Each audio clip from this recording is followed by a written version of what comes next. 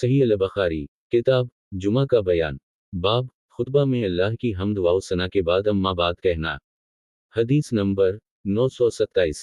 तर्जुमा इस्माइल बिन अबान इब्न अल-गसील अकरमा इब्न अब्बास रज़ी अल्लाह अन्हा रिवायत करते हैं कि नबी सल्लल्लाहु अलैहि वसल्लम मिंबर पर चढ़े और ये आप सल्लल्लाहु अलैहि वसल्लम की आखिरी मजलिस थी। आप सल्लल्लाहु अलैहि वसल्लम बैठे इस हाल में कि अपने दोनों मूंढों पर चादर लपेटे हुए थे और अपने सर पर पिटी बांधे हुए थे। अल्लाह की हम्द व सना बयान की। फिर फरमाया कि ए लोगों मेरे पास आओ, तो लोग आप सल्लल्लाहु अलैहि वसल्लम की तरफ मुतवज्जह हुए।